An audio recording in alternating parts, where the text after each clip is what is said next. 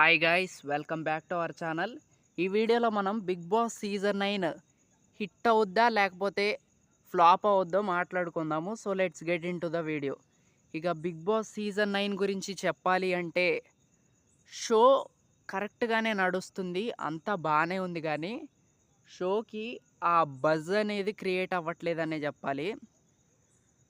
And ప్రోమోస్కి views కూడా అసలు చాలా తక్కువగా వస్తున్నాయి. అండ్ అసలు అంతకు ముందంటే అసలు ల్యాక్స్‌లో వెళ్ళాయన్నమాట వ్యూస్. 50 లాక్స్, 60 లాక్స్, 1,00,00,000 వరకు గూడా ఎళ్ళేవి వ్యూస్.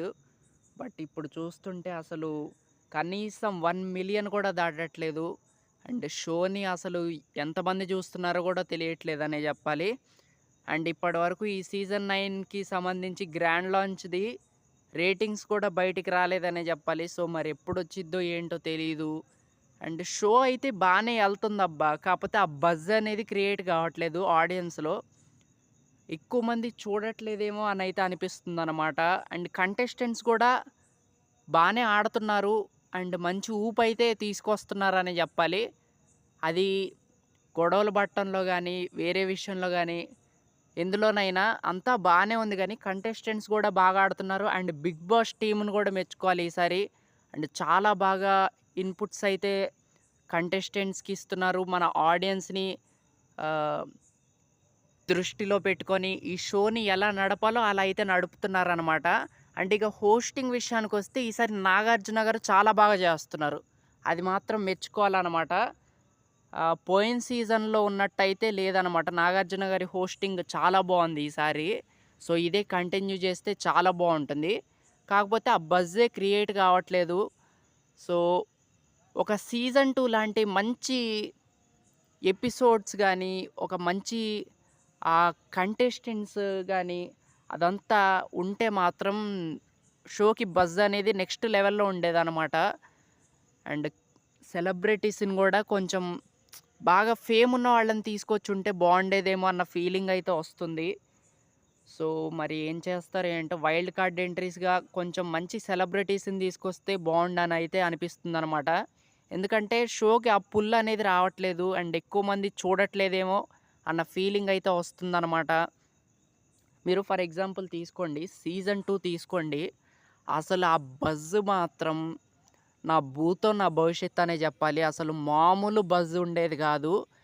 అసలు ఆ రోజు ఆ ఎపిసోడ్ వస్తుందంటే చాలు, ఆ టైంలో అసలు టీవీల ముందు ఎవ్వరు లెగిసేవాళ్ళు కాదనమాట టీవీ ముందు నుంచి. అండ్ కౌశల్ ఒక్కడే అలా కూర్చోబెట్టేవాడనమాట టీవీస్ ముందు. అండ్ కంటెస్టెంట్స్ కూడా చాలా బాగా ఆడేవాళ్ళు. అంతా బాగుండేది. అసలు ఆ బజ్ వేరే లెవెల్‌లో ఉండేది. ర్యాలీస్ చేసేవాళ్ళు బయట. అండ్ సోషల్ మీడియాలో ఒక హైప్ అనేది బిల్డ్ అయ్యింది ఆ టైంలో. సో ఇవన్నీ జరిగాయి. నిజంగా ఆ టైం మాత్రం నెక్స్ట్ లెవెల్ అనే చెప్పాలి. గోల్డెన్ డేస్ అనే చెప్పాలి ఆ డేస్ మాత్రం. సీజన్ 2 టైం కావచ్చు, సీజన్ 4 టైం కావచ్చు, అండ్ సీజన్ 5 అయితే అది next level. Season 5 best season అనే చెప్పాలి. అండ్ సీజన్ 7లో బజ్ బాగొచ్చింది. నిజంగా చెప్పాలంటే బజ్ వేరే లెవెల్‌లో వచ్చింది సీజన్ 7లో మాత్రం.